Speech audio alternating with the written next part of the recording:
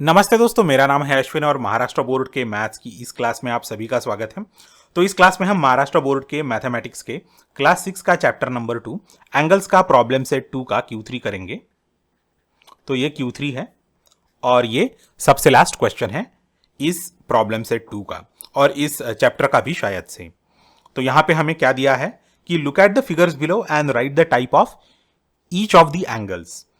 तो अगर आपको पिछला प्रॉब्लम Q2 अगर याद होगा तो इसमें हमने जो एंगल्स का मेजर्स है वो हमें दिया गया था, मतलब एंगल्स का जो मेजरमेंट है उसका जो प्रमाण है या माप है वो दिया गया था। जैसे आपको 75 डिग्रीज दिया गया था तो वो क्या है वो उन्होंने आपको पूछा था, या 215 डिग्रीज। तो वहाँ पे आपको नंबर्स दिए गए थे और यहाँ पे आपको दिया है जो फिगर्स है वो दिए गए हैं। तो आपको विजुअल इंस्पेक्शन करके आपको ये बताना है कि ये कौन से टाइप के एंगल्स हैं। तो ये सबसे आसान टाइप के प्रॉब्लम है, ऑलराइट, क्योंकि विजुअल इंस्पेक्शन से हम आराम से इनको बोल सकते हैं। तो देखिए दोस्तों, यहाँ पे अपने को ए दिया गया है, तो ए का जो एंगल है वो आपको मेजर करके बताना है। तो ये ए जो एंगल है वो एक्यूट एंगल है क्योंकि वो 90 डिग्री से छोटा है। तो मैं यहाँ पे लिख देता हूँ एक्यूट एंगल, ऑलराइट। तो यहाँ पे अपने पास अभी है बी, तो बी का यहाँ पे आपको डायरेक्टली दिख सकता है कि ये एक कॉर्नर है 90 डिग्री का। तो इसका मतलब ये है कि ये एक राइट एंगल है।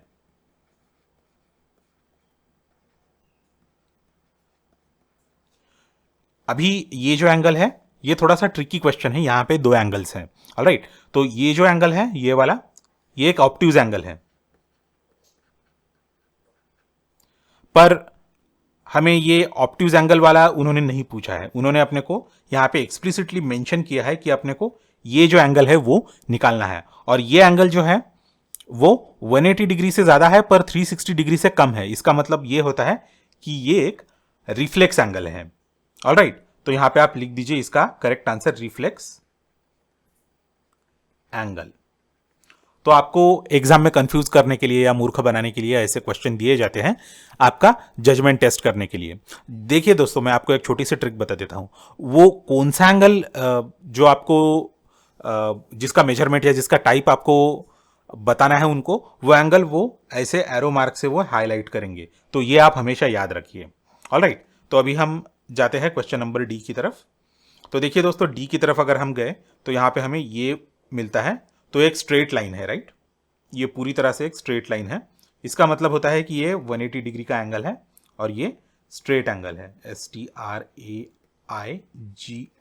स्पेलिंग में मिस्टेक मत कीजिएगा, स्ट्रेट एंगल, ऑलराइट। और यहां पे E और F का अब हम देखेंगे कि इन दोनों में डिफरेंस क्या है। तो देखिए, आपको ये ऐसे पूछ रहे हैं कि ये वाला एंगल कौन सा है, और यहाँ पे उन्होंने आपको कोई एरो सिंबल दिया नहीं है आपको। तो ये कौन सा एंगल होगा, इसका 0 डिग्री का है ये, और इसको 0 एंगल बोलेंगे हम,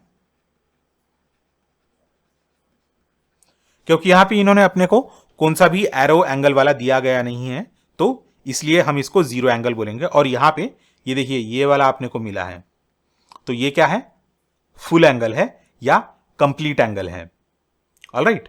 तो इसे मैं बोलता हूं कंप्लीट या फुल एंगल। तो इसी तरह से हम लोग, आपको अगर फिगर दिए गए हैं तो उससे ये डिटरमाइन कर सकते हैं कि वो कौन से टाइप का एंगल है।